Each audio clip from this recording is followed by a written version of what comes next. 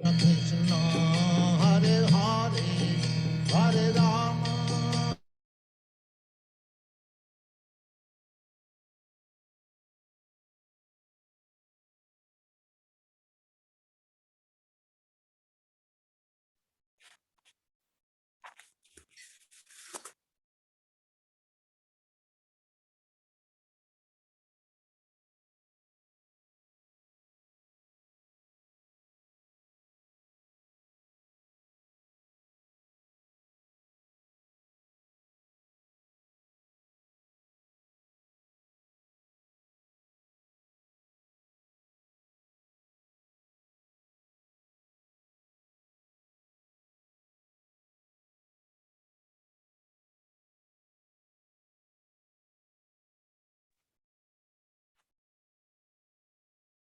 हरे कृष्णा।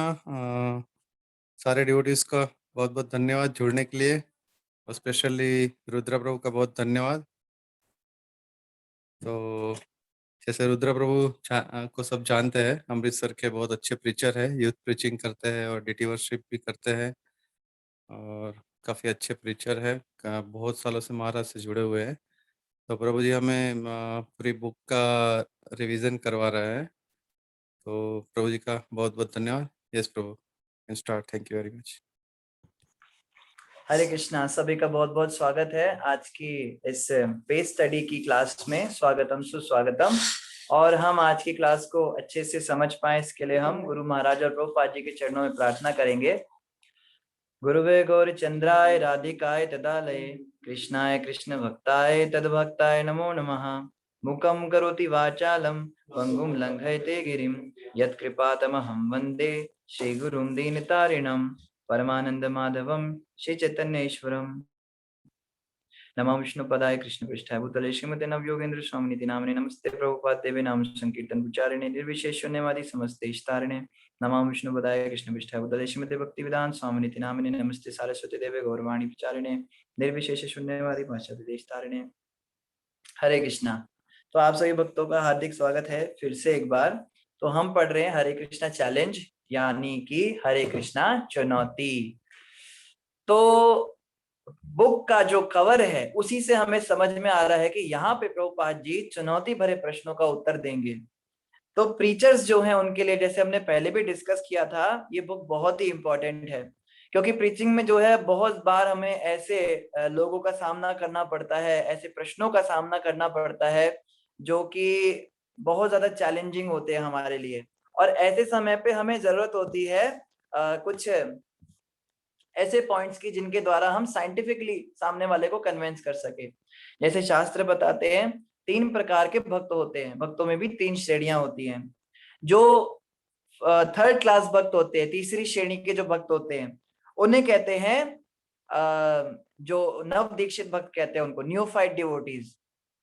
तो ये जो न्यूफाइड डिवोटीज होते हैं, इनकी क्या पहचान होती है? इनकी पहचान होती है, इनकी जो कन्विक्शन है इतनी फर्म एंड फिक्स नहीं होती भगवान में। मतलब भगवान कृष्ण में मानते भी हैं और भक्ति योग के विषय में जानते भी हैं, या किसी संस्था से जुड़ जाते हैं, प्रभुपाद जी से जुड़ जाते हैं, भगवत गीता भी पढ़ते हैं, लेकिन इनको इतना विश्वास नहीं है अभी। थोड़ा थोड़ा हल्की हल्की श्रद्धा बन रही है। इनके साथ से क्या समस्या है? अगर कोई सामने से कोई दूसरा व्यक्ति इनको स्ट्रॉन्ग आर्ग्यूमेंट्स देता है, ये हार जाते हैं। कोई डिबेट करता है, कोई प्रश्न कर देता है, चुनौतीपूर्ण प्रश्न पूछ देता है इनसे, तो ये सोच में पड़ जाते हैं, अरे आपने तो सही कहा है, शायद मैं गलत कर रहा हूँ, मुझे भक्ति छोड़ देनी चाहिए। ये कभी भी भक्ति छोड़ सकते हैं, इनका कुछ पता नहीं होता, अता पता ठिकाना नहीं होता इनका। इनके अलावा जो दूसरे भक्त होते हैं उन्हें कहते हैं मध्यम अधिकारी भक्त। ये जो न्योफाइट डिवोटीज, इनको कनिष्ठ अधिकारी भी कहते हैं। मध्यम अधिकारी कौन होते हैं? मध्यम अधिकारी भक्त होते हैं सेकंड क्लास डिवोटीज। वो क्या होते हैं? वो दूसरे को तो कन्विंस कर सकते हैं, नहीं कर सकते, लेकिन खुद एकदम कन्विंस रहते हैं, हमारी फिलॉसफी बिल्कुल परफेक्ट है, हम जो कर रहे हैं वो बिल्कुल सही है, भक्ति योग ही सबसे सही रास्ता है। इस कलयुग के अंदर हरे कृष्ण महामंत्र का जाप ही सर्वश्रेष्ठ उपाय है, यही साधन है, इसी के द्वारा हमें भगवत प्राप्ति होगी। भगवान बिल्कुल है, गीता में जो बातें लिखी हैं बिल्कुल सही हैं, और कोई व्यक्ति कितने भी चैलेंजिंग प्रश्न इनको कर दे, ये कभी उससे डेविएट नहीं होते। हाँ, हो सकता है कि सामने वाले को जवाब ना दे पाए, लेकिन कुछ ना कुछ बोल के जरूर आ जाएंगे। जैसे एक बार प्रभुपाद जी के समय पे क्या हुआ, बुक डिस्ट्रीब्यूशन का टाइम चल रहा था, तो बुक डिस्ट्रीब्यूशन में भक्तों का बड़ा उत्साह रहता था, सारे भक्त जाते थे और प्रभुपाद जी की पुस्तकें वितरित करते थे। तो एक प्रभुपाद जी का अंग्रेज शिष्य था, वो थोड़ा पागल जैसा था, थोड़ा सरफिरा था। वो कहते हैं मैंने भी जाना है बुक डिस्ट्रीब्यूशन पे। तो सारे शिष्य कहते हैं प्रभुपाद इसका दिमाग खराब है, इसको आप किताबें मत देना, कोई व्यक्ति इससे किताबें भी छीन के ले जाएगा और ये पैसे भी कुछ ला नहीं पाएगा, नुकसान कर देगा। प्रभुपाद कहते हैं भाई तू कर सकता है? कहते हैं हाँ मैं जाऊंगा। प्रभुपाद ने कहा दे दो इसको किताबें। तो उसने भगवत गीता खूब सारी और छोटी छोटी बुक्स जो भी थी वो एक ट्रंक में भर ली। तो सारे शिष्य कहने लगे प्रभुपाद आप इसको इतनी किताबें ना दो, ये पूरा ट्रंक भर के ले जा रहा है। उन दिनों ट्रंक चलते थे। तो उसने कहा कि मैं शाम तक आ जाऊंगा। वो ट्रंक लेकर गया और रात में जब सारे भक्त इकट्ठे होते थे 10-11 बजे के करीब, सब लोग आ जाते थे और अपने अपने एक्सपीरियंस शेयर करते थे। अरे आज मुझे वो बूढ़ी औरत मिली, उसने मुझे बोला कि मैं आपको जानती हूँ, जुड़ गई। मुझे वो आदमी मिला, उसने कहा कि मैं आपके मंदिर आना चाहता हूँ, वो व्यक्ति ऐसे था, गुरु को ढूंढ रहा था। तो ऐसे ऐसे सब अपने अपने एक्सपीरियंस बताते थे। पुस्तक वितरण में बहुत सारे एक्सपीरियंस होते हैं भक्तों को। तो ये जो था ये आया नहीं। तो सब लोग कहते हैं मुझे लगता है उसको, वो तो रो रहा होगा कहीं बैठा हुआ, उसकी सारी किताबें किसी ने या तो ले ली होंगी, या उसकी किताबें बिकी नहीं होंगी, या फिर वो बेचारा परेशान हो रहा होगा। तो वो जो है वो सबसे लास्ट में आया। आधी रात को जब सब सो चुके थे वो आया और उसने आके जो वहां का लीडर था उसको जगाया, मेन जो था उसको बोला मेरा भी स्कोर लिखो, कल सुबह आप मेरा भी स्कोर जो है अनाउंस करना।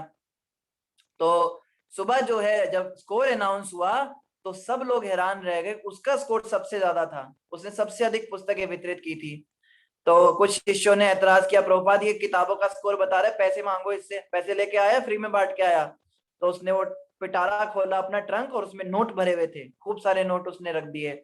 तो सब लोग हैरान रह गए, सबकी आंखें फटी रह गई, सोचते हैं इसने कैसे पुस्तक वितरण कर दिया, क्योंकि उसको कोई फिलॉसफी तो आती नहीं थी, उसको कोई गीता भागवत कुछ समझ में आता नहीं था, वो बस महामंत्र जप लेता था, थोड़ा बहुत प्रभुपाद जी की सेवा कर लेता था। तो सब पूछते हैं तुमने ऐसा भी क्या बोला लोगों को कि तुम्हारी इतनी सारी किताबें हो गई, हम तो इतनी नहीं कर सकते, ऐसा भी तुमने क्या बोला? तो पता है उसने क्या बोला? उसने क्या बोला, मैं क्या करता था ना, मैं जहां चला गया एक जगह पे, मैंने चौराहे पे अपनी वो लगाई, अपनी स्टॉल लगाया और मैंने भगवत गीता का ये पेज खोल लिया। हर पुस्तक में प्रभुपाद जी की फोटो होती है, तो जैसे ये वाली फोटो आप देख रहे हैं, ये जैसे ये फोटो, ऐसे भगवत गीता में उसने फोटो खोली। कहता है मैं जोर जोर से खड़े होकर चौराहे पे चलाने लगे, ये this man saved my life, take this book, take this book, this man saved my life, इस आदमी ने मेरा जीवन बदल दिया, इसने मुझे बचाया है, आप भी ले लो, आप भी ले लो, ये आपको भी बचा देगा, बहुत अच्छा आदमी है, इसने मेरा जीवन बदल दिया। वो ऐसे से चिल्लाने लगा। और जब वो चिल्ला रहा था तो लोग सोचते हैं ऐसा भी कौन सा आदमी है, किसने क्या इसकी जिंदगी बदल दी। वो कहता है बताने का समय नहीं है क्या, बस तुम ले लो किताब, तुम्हारी जिंदगी बदल जाएगी। फटाफट फटाफट उसकी सारी किताबें निकल गई। इन्हें कहते हैं मध्यम अधिकारी भक्त। इनको इस बात पे कन्विक्शन है कि हाँ मेरे गुरु महाराज जो हैं बिल्कुल सही हैं। इनको फिलॉसफी ज्यादा आती नहीं, समझ में तो आता नहीं, लेकिन अपने में कन्विक्शन फुल होता है। इसके अलावा जो तीसरे श्रेणी के भक्त होते हैं उन्हें कहते हैं फर्स्ट क्लास डिवोटीज। जो प्रथम श्रेणी के भक्त होते हैं उनको कहते हैं उत्तम अधिकारी भक्त या शुद्ध भक्त। वो क्या होते हैं? वो किसी को भी कन्विंस कर सकते हैं कृष्ण कॉन्शियसनेस के लिए। और शिला प्रभुपाद जी ये प्रथम श्रेणी के भक्त हैं। शिला प्रभुपाद जी उत्तम अधिकारी भक्त हैं। इनके पास घोर से घोर नास्तिक या कोई क्रिश्चियन, मुस्लिम या कोई बुद्धिस्ट या कोई भी डॉक्टर, इंजीनियर, कोई भी प्रेस रिपोर्टर, कोई भी व्यक्ति आता था तो प्रभुपाद जी हर किसी को कन्विंस कर देते थे कृष्ण भावनामृत के लिए। और इस पुस्तक के अंदर ये प्रभुपाद ने लिखी नहीं है, जैसे तो हम जानते प्रभुपाद जी लिखते थे पुस्तकों को। ये पुस्तक क्या है? ये कंपाइलेशन है प्रभुपाद जी के ऐसे बहुत सारे कन्वर्सेशंस का जो अलग अलग समय पर अलग अलग लोगों के साथ प्रभुपाद जी के प्रश्न उत्तर हुए हैं। तो इन प्रश्न उत्तरों के अंदर बहुत चुनौतीपूर्ण प्रश्न जो हुए थे उनको इकट्ठा करके ये हरे कृष्णा चैलेंज के नाम से पुस्तक बनाई गई। तो ज्यादा समय हम नहीं लेंगे, हम जल्दी से स्टार्ट करते हैं। जो फर्स्ट चैप्टर था उसका नाम था finding perfect knowledge in an imperfect world. हम लोग जानते हैं कि इस संसार के अंदर जो है हम परफेक्ट नॉलेज लेना चाहते हैं, लेकिन हम ये नहीं समझ पाते हैं कि हम सही वस्तु को ढूंढ रहे हैं गलत जगह पर। सही वस्तु कभी गलत जगह पर नहीं मिलती है। जैसे संसार के अंदर लोग प्रेम ढूंढते हैं, इस संसार में लोग सुख ढूंढते हैं, चैन ढूंढते हैं, शांति ढूंढते हैं, वो यहाँ पे है ही नहीं। जो वस्तु किसी जगह पर है ही नहीं, उसको वहां ढूंढने से वो कैसे मिल सकती है? जैसे रेगिस्तान के अंदर कोई व्यक्ति पानी ढूंढ रहा है, रेगिस्तान में पानी होता ही नहीं है। हाँ, पानी होता है लेकिन रेगिस्तान में नहीं होता है, उसको समझना पड़ेगा इस बात को। प्रभुपाद जी ने समझाया ये संसार क्या है? जेल है। ये संसार एक दुखालय है, दुखालयम शाश्वतम, ये भगवत गीता का कथन है। और जेल के अंदर आप सुखी कैसे हो सकते हो? तो कोई व्यक्ति प्रश्न करता है, डॉक्टर बेनफोर्ड से यहाँ पे प्रभुपाद जी बात कर रहे थे, तो प्रश्न उठता है कि अगर सुख नाम की वस्तु संसार में है ही नहीं तो हमारे अंदर उसकी इच्छा कहां से आ गई? जैसे मैं आप सबसे एक प्रश्न करता हूं, आप सब जितने सुनने वाले हैं, आप किसी ऐसी वस्तु के विषय में सोचिए जो एग्जिस्ट नहीं करती, जो होती ही नहीं है। क्या आप सोच सकते हैं? आप सोच ही नहीं सकते, क्योंकि जो वस्तु है ही नहीं उसके बारे में हमें कुछ पता ही नहीं। हम उसी वस्तु को, जैसे कोई व्यक्ति कहेगा मैंने उड़ने वाले हाथी के विषय में सोचा, वो तो होता नहीं। तो आपने हाथी देखा और उड़ने वाला जीव देखा और उसको मिक्स कर दिया। आप कहे मैंने सोने का पहाड़ सोचा, तो सोना आपने देखा है, पहाड़ आपने देखा है। ऐसी किसी भी वस्तु को हम नहीं सोच सकते जो एग्जिस्ट नहीं करती। कोई एलियन सोच रहा है, कोई किसी फिल्म में देखा होगा, मतलब उसका ज्ञान हमें है, तभी हम उस विषय में सोच सकते हैं या फिर उस विषय में इच्छा कर सकते हैं। उस वस्तु को पाने की इच्छा हम कर सकते हैं अगर हमें उसका ज्ञान है। इसी प्रकार से जो हम प्रेम चाहते हैं, हम कैसा प्रेम चाहते हैं? हम प्रेम चाहते हैं बेपनाह मोहब्बत। कहते हैं ना, बेपनाह मोहब्बत चाहिए हमें, यानी कि अनकंडीशनल लव, कि सामने वाला हमसे कुछ इच्छा ना करे, बस हमें प्रेम करे, बदले की भावना ना रखे, व्यापार ना करे, और अनमोटिवेटेड, वो कभी समाप्त ना हो, हमेशा चलता रहे। तो अहेतु की अप्रतिहता प्रेम हम सब चाहते हैं। आप, मैं, कुत्ता, बिल्ली, जानवर, बूढ़ा, जवान, आदमी, औरत, अमेरिकन, रशियन, इंडियन, सब लोग प्रेम चाहते हैं। कैसा प्रेम चाहते हैं? जो कभी समाप्त ना हो और जो बदले में कुछ ना मांगे हमसे। लेकिन ऐसा प्रेम इस संसार में तो है ही नहीं। तो प्रश्न उठता है कि हमारे मन में इसकी इच्छा कहां से आ गई? इस संसार में अगर किसी को अभी भी लगता है ऐसा प्रेम है तो फिर भूल जाइए, ऐसा प्रेम इस संसार में होता नहीं है। इस संसार का प्रेम कैसा होता है? वो शुरुआत में तो बहुत अच्छा लगता है, बाद में धीरे धीरे इच्छाएं आने लगती है। सबसे अच्छा प्रेम माता का माना जाता है। एक माँ अपने बच्चे से सच्चा प्यार करती है, उसके अलावा कोई किसी से प्यार नहीं करता। लेकिन माँ का जो प्यार है वो भी धीरे धीरे मिश्रित हो जाता है जैसे जैसे बच्चा बड़ा होने लगता है। जब माँ बूढ़ी हो जाती है, वो भी उस बच्चे के पास ही रहना चाहती है जो उसका ध्यान रखता है। जो उसको गालियां देता है उस बच्चे के पास तो माँ भी नहीं रहती। तो इस संसार में कोई भी व्यक्ति हमको बिना इच्छा के प्रेम नहीं कर सकता। लेकिन ऐसी इच्छा हमारे हृदय में जागृत हुई, इसका मतलब ऐसा प्रेम एग्जिस्ट करता है, लेकिन यहाँ नहीं करता है। तो प्रभुपाद जी समझाते हैं, आप जेल के अंदर हैं लेकिन जेल के बाहर भी दुनिया है, और बाहर की दुनिया में जो है वैकुंठ धाम में, गोलोक धाम में कृष्ण हमसे ऐसा प्रेम करते हैं। हमने उसका आस्वादन किया है, हम कृष्ण के साथ थे, कृष्ण ने हमें वो वाला प्रेम दिया, उसकी जो इम्प्रेशंस हैं हमारे ऊपर वो आज भी पड़े हुए हैं। और हम ढूंढ रहे हैं हर जगह कि वो जो प्रेम था वो हमें कहीं से तो मिल जाए। अब याद तो है नहीं कृष्ण थे या कहाँ थे, मगर इच्छा जरूर है कि वैसा प्रेम चाहिए। तो प्रभुपाद जी समझाते हैं, आप एक परफेक्ट नॉलेज ढूंढ रहे हो इम्परफेक्ट वर्ल्ड के अंदर। जैसे एक बड़ा अच्छा उदाहरण देते हैं कि अब जैसे कोई व्यक्ति पानी के पास खड़ा है, ठीक है, पानी के पास क्या है? एक पेड़ है आम का, बहुत सुंदर रसीला पका हुआ आम उस पर है। लेकिन जो व्यक्ति देख रहा है उसको पानी के अंदर आम दिख रहा है, मतलब पेड़ की परछाई दिख रही है, उसमें आम दिख रहा है।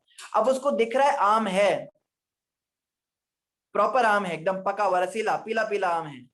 लेकिन जैसे ही वो उस आम को पाने के लिए पानी में कूदता है, आम गायब हो जाता है। फिर वो कहता है आम कहाँ चला गया, बहुत दुखी होता है। फिर बाहर आके देखता है, फिर उसको दिखता है आम तो दिख रहा है, लेकिन वो आम वास्तविक नहीं है, वो आम की परछाई है।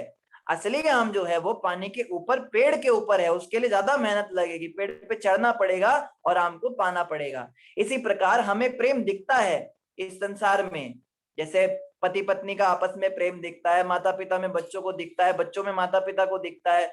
लेकिन जब उसको पाने के लिए वो जाते हैं तो उनको धोखा मिलता है। बच्चे ये सुना देते हैं आपने किया ही क्या हमारे लिए, पैदा ही तो किया है बस खाली आपने। या पति कहता है तुम जो है तुम मेरे से प्यार नहीं करती हो, तुम मेरे लिए ये नहीं कर सकती, वो नहीं कर सकती, तुम्हें कुछ नहीं करना आता, तुम्हारी माँ ने कुछ नहीं सिखाया तुम्हें। या पत्नी जो है वो कहती है पति को कि तुम मेरे को अच्छे से पैसे नहीं ला रहे हो, कोई जॉब नहीं कर रहे हो, मैं किसी और के पास जा रही हूँ। तो इस प्रकार से जो प्रेम की इच्छा थी, जब हम कूदते हैं उस पानी में, वो गायब हो जाता है आम, क्योंकि आम का केवल प्रतिबिंब है। इस संसार में जो प्रेम है वो असली कृष्ण प्रेम का विकृत रूप है, उसको कहते हैं काम, लस्ट।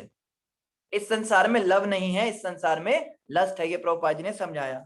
फिर सेकंड चैप्टर के अंदर प्रभुपाद जी ने समझाया, उसका नाम था sense gratification is for the birds.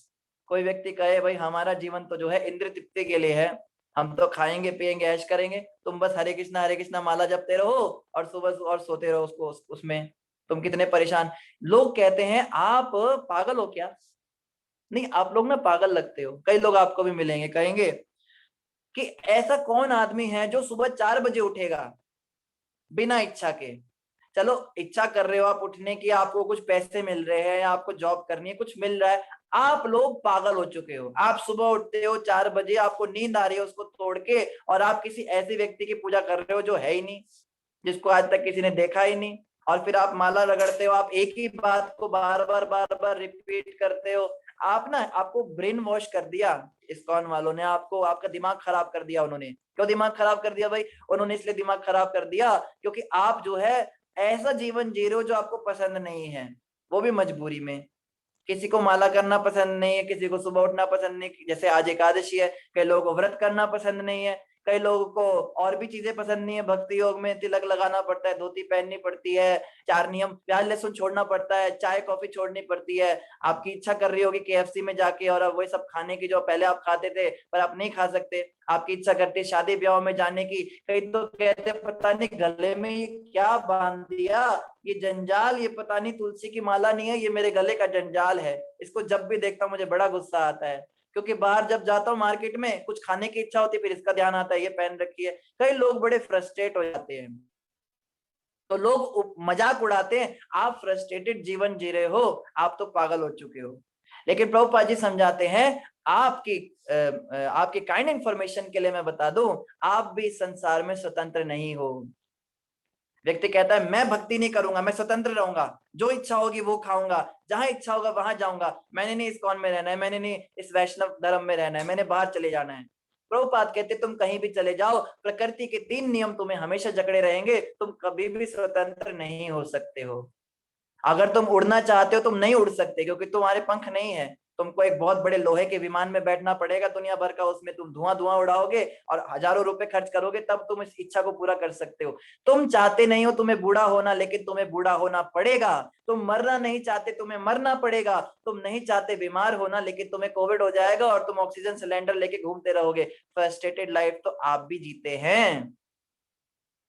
कौन चाहता है इतनी मेहनत करना, सुबह उठ के जॉब पे जाना? कोई व्यक्ति जॉब पे नहीं जाना चाहता, लेकिन जाना पड़ता है।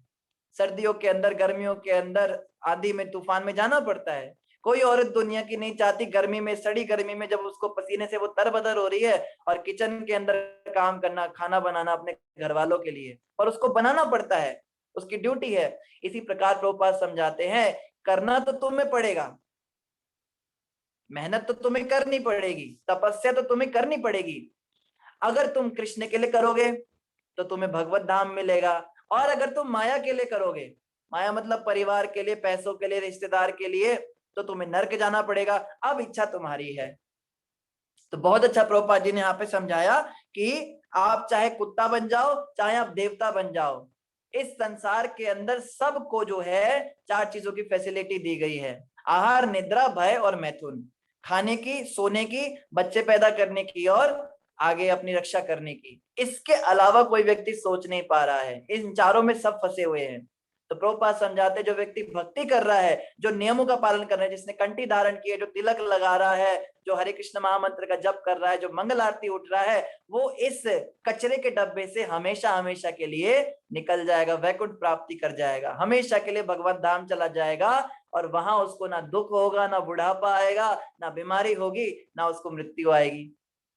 तो ऐसा जीवन आपको जब मिल रहा है तो थोड़ी बहुत तपस्या करने में क्या जाता है। और भक्तों का जीवन बहुत अच्छा होता है। भक्त लोग सुबह, आप देखो, कोई व्यक्ति सुबह सुबह 4:30 बजे उठ के नाचता है क्या? भक्त लोग सुबह सुबह उठ के नाचते, हरि बोल।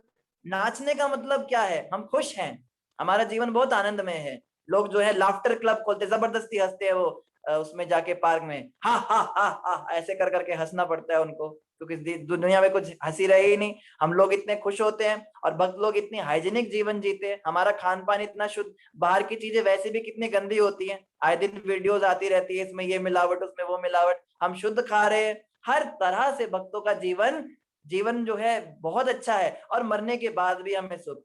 और जो सो कॉल्ड सुखी लोग कहते हैं हम स्वतंत्र रहेंगे, हम तो बड़े खुश हैं, हम एंजॉय करेंगे लाइफ को, हम गेड़िया मारेंगे, हम शराबे पिएंगे, हम गर्लफ्रेंडे घुमाएंगे, हम नाइट क्लब्स में जाएंगे। आपका जीवन भी फ्रस्ट्रेटेड, और मरने के बाद भी आपको नर्क के अंदर एसी क्लास का टिकट आपका बुक हो रखा है, उसमें आप पूरी फुल स्पीड से जाएंगे। फिर थर्ड चैप्टर में प्रभुपाद जी समझाते हैं, can we put a date on wisdom, कि क्या हम सनातन धर्म की कोई डेट फिक्स कर सकते हैं। इसके विषय में एक गेस्ट ने प्रभुपाद जी को पूछा, तो प्रभुपाद जी समझाने लगे, देखो वेदों की कोई उम्र नहीं है। ऐसे कोई व्यक्ति कह सकता है इस्लाम जो है वो 1500 साल पहले आया है, क्रिश्चियनिटी 2000 साल पहले आई है, बुद्धिज्म 2500 साल पहले आया है, जूडिज्म 3000 साल पहले आया है, इजिप्शियन कल्चर 4000 साल मान लीजिए। जितने भी कल्चर हैं, जितनी भी सभ्यताएं हैं, जितने भी सो कॉल्ड रिलीजन आजकल चल रहे हैं, जो मत चल रहे हैं, पंथ चल रहे हैं, धर्म चल रहे हैं, मजहब चल रहे हैं, इन सबकी एक डेट है, ये तब शुरू हुए थे। लेकिन कोई जानता है सनातन धर्म कब शुरू हुआ था? हिंदू धर्म जिसको आज कह देते हैं, हिंदू नहीं कहते, हम सनातन धर्म कहते हैं। सनातन धर्म कब शुरू हुआ था? कोई कहे कृष्ण भगवान ने भगवत गीता 5000 साल पहले लिखी थी, तो सनातन धर्म तब शुरू हुआ होगा। लेकिन कृष्ण भगवान के पिता भी सनातनी थे, हिंदू ही थे, उनके पिता भी। कोई कहे रामचंद्र जी के समय पे शुरू हुआ होगा, 2.5 लाख साल पहले रामचंद्र जी आए थे, उनके पिता भी सनातन। कौन कह सकता है? सनातन धर्म ही आदि पुरातन धर्म है, यहीं से सब शुरुआत होती है। जो लोग सेक्युलरिज्म के नाम पे आजकल करते हैं ना, हम सारे धर्मों की इज्जत करते हैं, हमारे बच्चे का तो सर जो है मंदिरों के आगे भी झुकता है, मस्जिद में भी झुकता है, गुरुद्वारों में भी झुकता है, चर्च में भी झुकता है। हम भेदभाव नहीं करते, भेदभाव की बात नहीं है, इन्हें कैटव धर्म कहा गया है। ऑफ कोर्स हम किसी रिलीजन के बारे में यहाँ नहीं कह रहे हैं, हम फिलॉसफी के बारे में कह रहे हैं। जो फिलॉसफी कृष्ण को भगवान नहीं मानती, जो सभ्यता भगवान को ही नहीं मानती, जो सभ्यता कहती है बस हम हैं और हम खाएंगे पिएंगे ऐश करेंगे, वो वास्तविक धर्म नहीं है। वास्तविक धर्म प्रभुपाद जी समझाते हैं 2 चीजों पे आधारित होता है। जो धर्म हमें भगवान के विषय में बताए कौन है भगवान, और जो धर्म हमें भगवान से प्रेम करना सिखाए, वही धर्म सही धर्म है। वो कुछ भी हो सकता है, अगर कोई इस्लाम में है, कोई क्रिश्चियनिटी में है, अगर उन्हें 2 चीजें सिखाई जा रही हैं कि भगवान कौन है और भगवान से प्रेम कैसे किया जाए, तो प्रभुपाद कहते हैं आप उसे फॉलो कर सकते हो। लेकिन अगर आपके धर्म में इन 2 टॉपिक्स के अलावा चीजें सिखाई जा रही हैं, तो फिर गलत हो गया। आपको सिखाया जा रहा है दूसरे धर्म के लोगों से लड़ो, उनके देश पर कब्जा करो और अपनी संख्या बढ़ाओ, ये सब चीजें उल्टी सीधी चीजें सिखाई जा रही है, तो वो कैटव धर्म है। इसीलिए सनातन का मतलब जो हमेशा से था और हमेशा रहेगा, सनातन धर्म। फिर कोई व्यक्ति कहता है कि हम नहीं मानते, हम किसी धर्म में नहीं मानते, हम सोचते हैं कि धर्म के कारण ही संसार में झगड़े हैं, हम किसी धर्म को नहीं मानते, हम कम्युनिस्ट हैं, हम साम्यवादी लोग हैं, या फिर हम नास्तिक हैं। प्रभुपाद जी कहते हैं तुम क्या हो? तुम एक मेंढक के कुएं हो, क्षमा कीजिए, तुम एक कुएं के मेंढक हो। तुम डॉक्टर फ्रॉग की फिलॉसफी प्रभुपाद समझाते हैं। एक बार की बात है, एक कूप मंडूक था, तो उसका कुआं था, वो उसमें रहता था, वो डॉक्टर था। वहां पे सारे जितने भी छोटे मोटे फ्रॉग थे वो सब उसके पास आते थे, डॉक्टर फ्रॉग आपको तो बड़ा ज्ञान है, आप बताइए कि कुएं के आगे क्या है, कुएं के पीछे क्या है। कुएं का उसको पूरा विश्लेषणात्मक अध्ययन था, उसको पूरा कुएं का चप्पा चप्पा उसको अच्छे से पता था, साइंटिस्ट था वो, आए दिन नई नई चीजें एक्सप्लोर करता था। एक बार क्या हुआ, प्रशांत महासागर में एक लहर उठी, वहां पे एक पैसिफिक ओशन से लहर उठी, और वहां से एक जो फ्रॉग था, एक मेंढक उस कुएं में आके गिर गया। तो वो डॉक्टर फ्रॉग आ गया अपने चश्मे लगा के और देखने लगा उसको ऊपर से नीचे तक, ये विचित्र प्राणी कहाँ से आया। बोला तुम कौन हो? कहते मैं समुद्र से आया हूँ। समुद्र वो कहाँ होता है? कहते इस कुएं के बाहर समुद्र है। कहते इस कुएं के बाहर भी कुछ होता है? हाँ बहुत बड़ा समुद्र है। तो कितना बड़ा समुद्र है? क्या इस कुएं से 2 गुना बड़ा है? तो उसने गर्दन फुलाई अपनी, वो फुला लेते हैं ना ऐसे, हवा से फुला लेते हैं मेंढक। तो डॉक्टर फ्रॉग कहता है इतना बड़ा है, दुगना है? कहते नहीं बहुत बड़ा है। कहता है कितना? 10 गुना बड़ा है। और पुला लिया। कहता है नहीं बहुत बड़ा है समुद्र, अब कुएं से समुद्र का क्या वो करे? कहता है 1000 गुना बड़ा है। तो जैसे उसने और पुलाया, उसका गर्दन फटी गया, मर गया बेचारा डॉक्टर फ्रॉग। लेकिन उसको समुद्र के विषय में पता नहीं चल पाया। हमारी बुद्धि बड़ी छोटी है। जो लोग ये कहते हैं ना, हम नहीं मानते जी, किसने देखा नर्क, किसने देखा स्वर्ग, सब एथो ही है, सब इधर ही है? हम नहीं मानते। तो ये पिंडदान में पंडितों को खिलाते हैं, पंडित लोग खा जाते हैं, वो पितरों को कहाँ पहुंचता है? वो तो मर गया, मरने वाले को कैसे खाना पहुंचेगा? क्या पागलपन का रिलीजन है? हम नहीं मानते, हम नहीं मानते। हरे कृष्णा हरे कृष्णा, क्या एक बात को बार बार बोलने से क्या खुश होता है आदमी? अरे खुश तो होता है, अच्छा है पूरी करो, आइसक्रीम खाओ। हम नहीं मानते। अरे तेरे मानने ना मानने की कीमत क्या है? तू तो संसार में फंसा हुआ है, तू तो कूप मंडूप है। तुम तो डॉक्टर फ्रॉग हो ना, तुम तो जो जो चीजें जानते ही नहीं उसके बारे में तुम बोल कैसे सकते हो? तो लोगों की सोच बड़ी छोटी होती है। हम वैकुंठ के बारे में जानते नहीं, हमने भगवान को अगर देखा नहीं तो भी हम कहते हैं हम मानते नहीं। अरे तेरे मानने ना मानने से क्या होता है? इस कुएं के बाहर बहुत बड़ा समुद्र है, जिसको कहते हैं कारण सागर। कारण सागर में हजारों लाखों करोड़ों ऐसे ब्रह्मांड तैर रहे हैं। तो इस विषय में हमें ये नहीं कहना चाहिए हम नहीं मानते। हमारे मानने ना मानने से कुछ नहीं होने वाला। नरक भी रहेगा, स्वर्ग भी रहेगा। जब आपकी मृत्यु होगी, यमदूत आपको ले जाएंगे, तब वहां पे आपको गुरु महाराज कहते हैं छठी का दूध याद आएगा। तब छठी का दूध याद आएगा, फिर आपको सब आप मानोगे, नरक में भी मानोगे, स्वर्ग में भी मानोगे। ऐसे लोगों को उनके हाल पे छोड़ देना चाहिए। फिर चौथे चैप्टर में प्रभुपाद जी ने कहा on a society without brains. यहाँ पर मिस्टर हेनिस से प्रभुपाद जी की बात हुई। प्रभुपाद जी कहते हैं ब्रेनलेस सोसाइटी में आप कैसे खुश रह सकते हो? जिस सभ्यता के अंदर बिना दिमाग वाले लोग रहते हैं, वहां पे आप सुखी कैसे रह सकते हो? आप कैसी बातें कर रहे हो प्रभु, आप कैसी बातें कर रहे हो? आप थोड़ा जागिए। जिन लोगों के पास दिमाग ही नहीं है, उन लोगों के बीच में आप सुखी कैसे रह सकते हो? आप कहते हो प्रभु जी मुझे कुछ ऐसा तरीका बताओ, मैं ऑफिस के अंदर अच्छे से फ्लरिश करूं, मेरे घर का माहौल ठीक हो जाए, प्रभु सुख शांति बनाए रखना। अरे जिन लोगों के दिमागी घुटनों के अंदर है, जो भक्ति नहीं करते, उनके साथ आप सुखी कैसे रह सकते हो? ब्रेनलेस सोसाइटी में इसीलिए भक्तों के बीच में आनंद लगता है। जब हम भक्तों के साथ बैठते हैं, जप करते हैं, मंदिर जाते हैं, या ऑनलाइन भी हम भक्तों के साथ बातें करते हैं, उनसे मिलते हैं, कितना अच्छा लगता है, क्योंकि उनके पास ब्रेन है। तो अगर हम कहें भाई हमारे घर में सुख शांति नहीं, वहां पे तो भूल जाओ भैया, ब्रेनलेस सोसाइटी में आप कभी सुखी रह नहीं सकते। इसमें प्रभुपाद जी ने समझाया कि जैसे बाइबल है, बाइबल के बड़ा प्रचार हो रहा है आजकल। यहाँ पे अमृतसर में भी बहुत क्रिश्चियनिटी का प्रचार हो रहा है। लेकिन बाइबल के अंदर लिखा है दाउ शैल नॉट किल, आप वध नहीं करोगे, आप हत्या नहीं करोगे किसी जीव की। और वो लोग धड़ल्ले से सारे जानवरों को काट रहे हैं। प्रभुपाद कहते हैं वेयर इज योर ब्रेन? तुम्हारे ग्रंथ के अंदर लिखा है हत्या मत करो, और आप जो है हत्याएं कर करके मार के खा रहे हो। तो वो लोग कहते हैं हमारे को तो ये लिखा है कि इंसानों की हत्या नहीं करनी, जानवरों के लिए नहीं लिखा। कहते जीसस क्राइस्ट ने मछली खाई थी। प्रभुपाद समझाते जीसस क्राइस्ट ने जीवन में एक बार मछली खाई, वो तुमने देख लिया, और जीवन भर वो शाकाहारी रहे, वो तुमने देखा नहीं। भुखमरी का समय था और मछली कैसे खाई थी? एक मछली बची थी और हजारों लोग बैठे थे खाने के लिए भूखे, और जीसस क्राइस्ट ने वो मछली पकाई और एक मछली सबको खिला दी उन्होंने, सबका पेट भर गया उसमें। इस तरह से खिलाओ जरा, तुम जीसस क्राइस्ट के फॉलोवर बनते हो। और प्रभुपाद जी ने फिर उनको ये भी पूछा कि क्या जीसस क्राइस्ट ने बूचड़ खाने रखे थे, वो कत्ल खाने रखते थे क्या अपने पास, जहाँ पे रेगुलरली गले कटते थे जानवरों के? तो पादरी कहता है हे नहीं नहीं ऐसा तो नहीं होता था। तो तू क्यों करता है फिर? प्रभुपाद ने मुंह बंद कर दिया उस बेचारे का, चुप हो गया वो। फिर प्रभुपाद आगे कहते हैं बड़ी बड़ी ऑर्गेनाइजेशंस बन रही हैं, यूएनओ बनी, United Kingdom, United Nations Organisation. तो प्रभुपाद कहते हैं सब पागलपन है। जब दिमाग ही नहीं है लीडर्स के पास, तो ये क्या ऑर्गेनाइजेशन बनाएंगे और क्या ये लोगों को सुखी करेंगे? ऐसे लोगों से जो है उम्मीद करना ही बेकार है।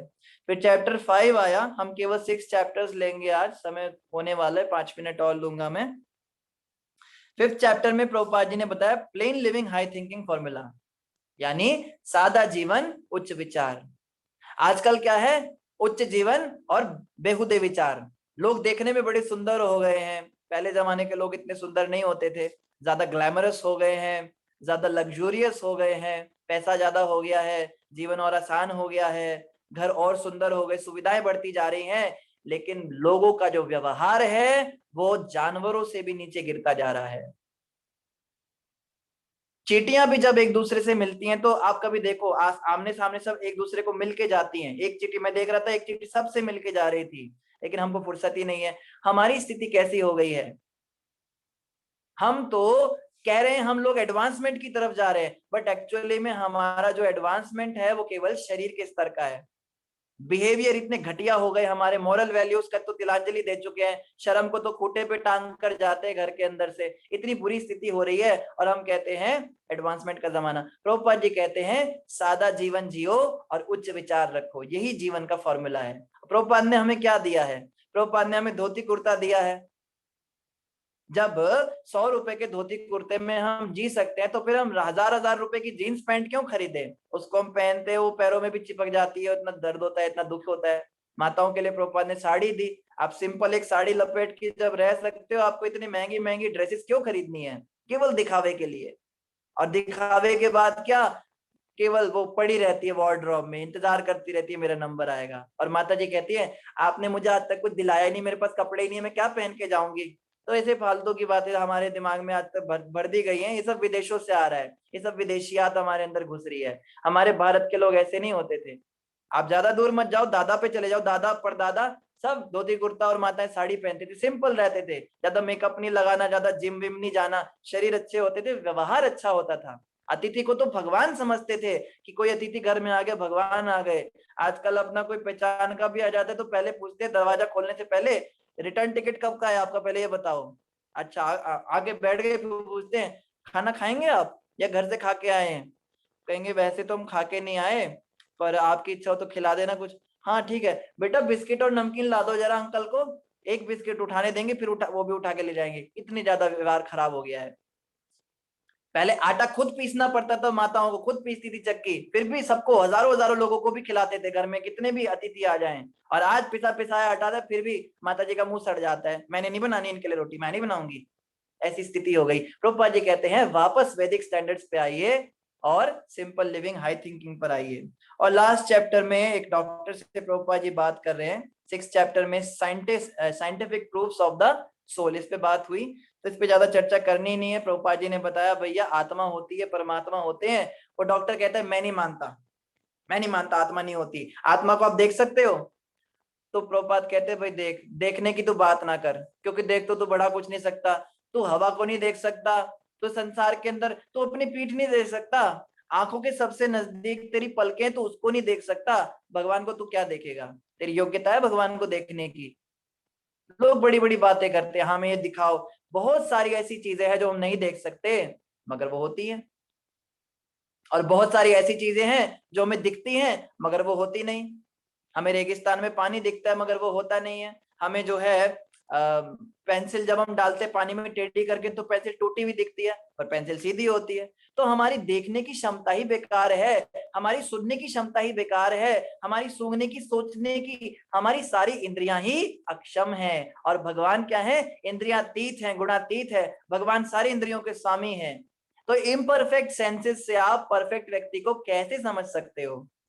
प्रभुपाद जी ने बड़ा अच्छा उसको उदाहरण दिया, 4 दोष सबके अंदर हैं। पहला, आपकी इंद्रियां अपूर्ण है, इम्परफेक्ट सेंसेस हैं। दूसरा, आपके अंदर धोखा देने की प्रवृत्ति है। बड़े से बड़ा राजनेता हो, बड़े से बड़ा कोई स्पिरिचुअल लीडर भी क्यों ना हो, सबके अंदर जो है धोखा देने की प्रवृत्ति पाई जाती है। टीचर्स में पाई जाती है, माता पिता में, बच्चों में, हर व्यक्ति एक दूसरे को धोखा दे रहा है आज। तो धोखेबाज लोगों से हम कैसे एक्सपेक्ट करेंगे कि सही बात दी जाएगी। तो आप डॉक्टर हो, आप लोगों को पढ़ा रहे हो, आपके धोखा देने की प्रवृत्ति नहीं रखते, तो मैं क्यों आपकी बात सुनूं। चुप हो गया वो। फिर प्रभुपाद कहते हैं तीसरी हमारे अंदर टेंडेंसी टू कमिट मिस्टेक, हम सब के अंदर गलतियां करने की प्रवृत्ति है, हम सब गलतियां करते हैं, कभी ना कभी हम सबसे जीवन में गलतियां हुई हैं, बहुत बड़ी बड़ी गलतियां हुई हैं। साइंटिस्टों से इतनी गलतियां हुई हैं, एक पीरियोडिक टेबल बनाने में उनको इतनी गलतियां लग गई। पहला साइंटिस्ट कहता है एटम जो है वो एक पुडिंग की तरह है, दूसरा कहता है नहीं वो गलत था, एटम जो है वो एक तरबूज की तरह है, उसने कहता वो भी गलत था। एटम जो है उसके चारों तरफ इलेक्ट्रॉन घूमता है और बीच में न्यूक्लियस होता है, कहता है वो भी गलत था, न्यूक्लियस में भी न्यूट्रॉन और प्रोटॉन होते हैं। हर साइंटिस्ट पिछले वाले को गलत साबित कर रहा है, और इन मूर्खों ने हर किसी को नोबेल प्राइज दिया है। अब उसको तो फ्री में नोबेल प्राइज मिल गया। और फिर क्या कहते हैं, this is the beauty of science, science की ये सुंदरता है, ये विज्ञान की सुंदरता है, हम हर दिन अपग्रेड होते हैं। मूर्खों तुम बेवकूफ बना रहे हो। प्रभुपाद कहते हैं जितने लोगों को तुमने बताया कि एटम पुडिंग जैसा है, वो लोग तो गलत इंफॉर्मेशन लेकर मर गए, उनकी जिम्मेदारी कौन लेगा। तुमने धोखा दिया इतने साल, नहीं नहीं नहीं, this is the beauty of science. पूरा पूरा प्रभुपाद ने जो है खुला चक्का कर दिया इनका। और चौथा डिफेक्ट हम सभी के अंदर क्या है, हम सभी भ्रमित हो जाते हैं। तो जो व्यक्ति भ्रमित हो जाता है, जो गलतियां करने की प्रवृत्ति रखता है, जो धोखा देने की प्रवृत्ति रखता है, और जिसकी इंद्रियां अपूर्ण है, वो व्यक्ति परफेक्ट ज्ञान की बात ना करे मेरे सामने, प्रभुपाद कहते हैं। तो उस व्यक्ति ने कहा आपके अंदर नहीं है क्या ये चारों दोष? प्रभुपाद कहते हैं मेरे अंदर है। I may be imperfect, but because I am following the perfect, therefore I am perfect. मैं एक ऐसे व्यक्ति को फॉलो कर रहा हूं, कृष्ण भगवान को, गीता को, शास्त्रों को, जो इन चारों दोषों से परे हैं, इसलिए मेरी बात माननी पड़ेगी तुमको। लेकिन तुम किसको फॉलो कर रहे हो? जो चारों दोषों से भरे पड़े, इसलिए तुम्हारी बात किसी को नहीं माननी पड़ेगी। वो भी चुप हो गया, उसको भी धराशायी कर दिया। तो कल हम 7 चैप्टर से आगे बढ़ेंगे। 3 दिन लगभग लग जाएंगे इस पुस्तक को कंप्लीट करने में। क्षमा कीजिए, समय थोड़ा ज्यादा ले लिया मैंने। इन्हीं शब्दों के साथ आप सभी का धन्यवाद। जगत गुरु श्रील प्रभुपाद की जय, श्री गुरु महाराज की जय, गौर भक्त वृंद की जय। हरे कृष्णा।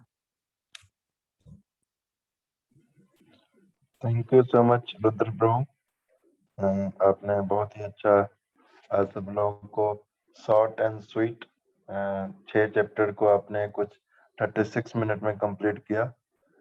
35 मिनट ही हुआ है, तो बहुत ही अच्छा है। 6 मिनट में आपने पूरे चैप्टर को और पूरी तरह से सारांश के रूप में समझाया।